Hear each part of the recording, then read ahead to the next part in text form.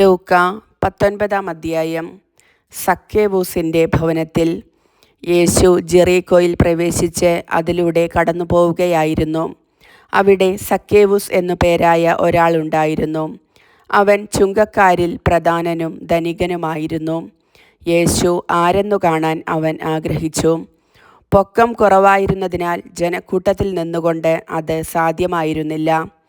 യേശുവിനെ കാണാൻ വേണ്ടി അവൻ മുൻപേ ഓടി ഒരു സിക്കമൂർ മരത്തിൽ കയറിയിരുന്നു. യേശു അതിലെയാണ് കടന്നു പോകാനിരുന്നത്. അവിടെ എത്തിയപ്പോൾ അവൻ മുകളിലേക്ക് നോക്കി പറഞ്ഞു, സക്കേവൂസ്, വേഗം ഇറങ്ങി വരുക. ഇന്ന് എനിക്ക് നിന്റെ വീട്ടിൽ താമസിക്കേണ്ടിയിരിക്കുന്നു. അവൻ തിടുക്കത്തിൽ ഇറങ്ങിച്ചെന്ന് സന്തോഷത്തോടെ അവനെ സ്വീകരിച്ചു. ഇതു കണ്ടപ്പോൾ അവരെല്ലാവരും പിറുപിറുത്തു. ഇവൻ പാപിയുടെ വീട്ടിൽ അതിഥിയായി താമസിക്കുന്നല്ലോ.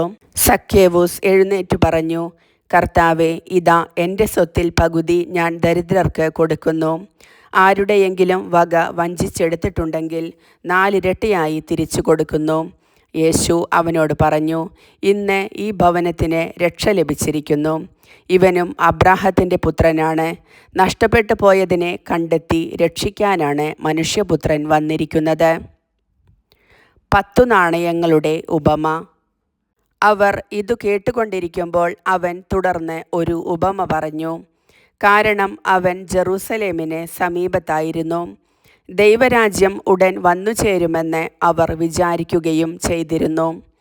അവൻ പറഞ്ഞു, ഒരു പ്രഭു രാജപദവി സ്വീകരിച്ച് തിരിച്ചു വരാൻ വേണ്ടി ദൂരദേശത്തേക്ക് പോയി.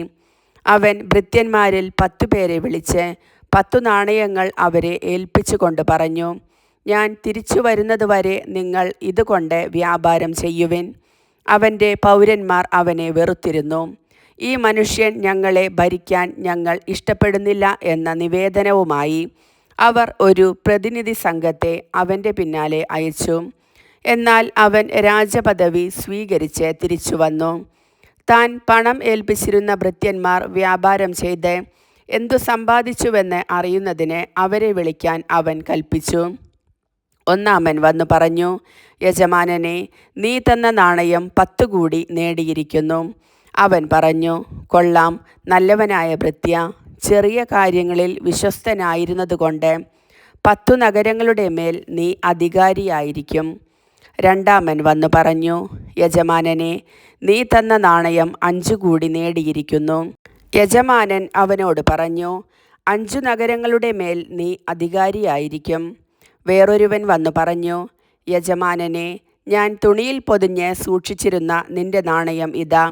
നിന്നെ എനിക്ക് ഭയമായിരുന്നു. കാരണം നീ കർക്കശനും വയ്ക്കാത്തത് എടുക്കുന്നവനും വിതയ്ക്കാത്തത് കൊയ്യുന്നവനുമാണ്. അവൻ പറഞ്ഞു, ദുഷ്ടഭൃത്യ, നിന്റെ വാക്കുകൊണ്ട് തന്നെ നിന്നെ ഞാൻ വിധിക്കും. ഞാൻ കർക്കശനും വയ്ക്കാത്തത് എടുക്കുന്നവനും വിതയ്ക്കാത്തത് കൊയ്യുന്നവനും ആണെന്ന് നീ അറിഞ്ഞിരുന്നല്ലോ. പിന്നെ നീ എന്തുകൊണ്ട് പണമിടപാടുകാരെ എൻ്റെ പണം ഏൽപ്പിച്ചില്ല? എങ്കിൽ ഞാൻ മടങ്ങി വന്നപ്പോൾ പലിശയോടുകൂടെ അത് തിരിച്ചു വാങ്ങുമായിരുന്നില്ലേ? അവൻ ചുറ്റും നിന്നിരുന്നവരോട് പറഞ്ഞു, അവനിൽ നിന്ന് ആ നാണയം എടുത്ത് 10 നാണയമുള്ളവനെ കൊടുക്കുക. അവർ അവനോട്, യജമാനനെ, അവന് 10 നാണയം ഉണ്ടല്ലോ എന്ന് പറഞ്ഞു.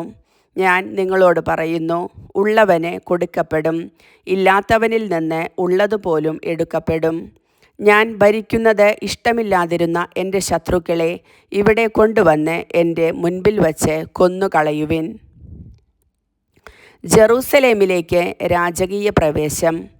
അവൻ ഇത് പറഞ്ഞതിനു ശേഷം ജെറൂസലേമിലേക്കുള്ള യാത്ര തുടർന്നു. ഒലിവുമലയ്ക്കരികെയുള്ള ബേത്ഫഗേ, ബദാനിയ എന്നീ സ്ഥലങ്ങളെ സമീപിച്ചപ്പോൾ അവൻ 2 ശിഷ്യന്മാരെ ഇപ്രകാരം നിർദ്ദേശിച്ചയച്ചു, എതിരെ കാണുന്ന ഗ്രാമത്തിലേക്ക് പോകുവിൻ. അവിടെ ചെല്ലുമ്പോൾ ആരും ഒരിക്കലും കയറിയിട്ടില്ലാത്ത ഒരു കഴുതക്കുട്ടിയെ കെട്ടിയിരിക്കുന്നത് കാണും. അതിനെ അഴിച്ചുകൊണ്ടുവരിക. നിങ്ങൾ അതിനെ അഴിക്കുന്നതെന്തിനെന്ന് ആരെങ്കിലും ചോദിച്ചാൽ, കർത്താവിന് അതിനെക്കൊണ്ട് ആവശ്യമുണ്ട് എന്ന് പറയുക. അയക്കപ്പെട്ടവർ പോയി യേശു പറഞ്ഞതുപോലെ കണ്ടു. അവർ കഴുതക്കുട്ടിയെ അഴിക്കുമ്പോൾ അതിൻ്റെ ഉടമസ്ഥർ അവരോട്, നിങ്ങൾ എന്തിനാണ് കഴുതക്കുട്ടിയെ അഴിക്കുന്നത് എന്ന് ചോദിച്ചു. കർത്താവിന് ഇതിനെക്കൊണ്ട് ആവശ്യമുണ്ട് എന്ന് അവർ പറഞ്ഞു. അവർ അതിനെ യേശുവിൻ്റെ അടുക്കൽ കൊണ്ടുവന്നു. തങ്ങളുടെ വസ്ത്രങ്ങൾ കഴുതക്കുട്ടിയുടെ പുറത്ത് വിരിച്ച് അവർ യേശുവിനെ ഇരുത്തി.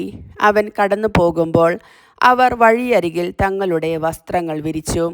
അവൻ പട്ടണത്തോടടുത്ത് ഒലിവുമലയുടെ ചരിവിന് സമീപത്തെത്തിയപ്പോൾ ശിഷ്യഗണം മുഴുവൻ സന്തോഷിച്ച് തങ്ങൾ കണ്ട എല്ലാ അത്ഭുത പ്രവർത്തികളെയും പറ്റി ഉച്ചത്തിൽ ദൈവത്തെ സ്തുതിക്കാൻ തുടങ്ങി. കർത്താവിൻ്റെ നാമത്തിൽ വരുന്ന രാജാവ് അനുഗ്രഹീതൻ, സ്വർഗത്തിൽ സമാധാനം, അത്യുന്നതങ്ങളിൽ മഹത്വം എന്ന് അവർ ആർത്തു വിളിച്ചു. ജനക്കൂട്ടത്തിൽ ഉണ്ടായിരുന്ന ചില ഫരിസേയർ അവനോട് പറഞ്ഞു, ഗുരു, നിന്റെ ശിഷ്യന്മാരെ ശാസിക്കുക. അവൻ പ്രതിവചിച്ചു, ഇവർ മൗനം ഭജിച്ചാൽ ഈ കല്ലുകൾ ആർത്തു വിളിക്കുമെന്ന് ഞാൻ നിങ്ങളോട് പറയുന്നു. അവൻ അടുത്തു വന്ന് പട്ടണം കണ്ടപ്പോൾ അതിനെക്കുറിച്ച് വിലപിച്ചുകൊണ്ട് പറഞ്ഞു, സമാധാനത്തിനുള്ള മാർഗങ്ങൾ ഈ ദിവസത്തിലെങ്കിലും നീ അറിഞ്ഞിരുന്നെങ്കിൽ. എന്നാൽ അവ ഇപ്പോൾ നിന്റെ ദൃഷ്ടിയിൽ നിന്ന് മറയ്ക്കപ്പെട്ടിരിക്കുന്നു. ശത്രുക്കൾ നിനക്കു ചുറ്റും പാളയമടിച്ച് നിന്നെ വളയുകയും എല്ലാ ഭാഗത്തും നിന്ന് നിന്നെ ഞെരിക്കുകയും ചെയ്യുന്ന ദിവസങ്ങൾ വരും. നിന്നെയും നിന്റെ മക്കളെയും നശിപ്പിക്കുകയും നിന്നിൽ കല്ലിന്മേൽ കല്ലു ശേഷിപ്പിക്കാതിരിക്കുകയും ചെയ്യും. എന്തെന്നാൽ നിന്റെ സന്ദർശന ദിനം നീ അറിഞ്ഞില്ല.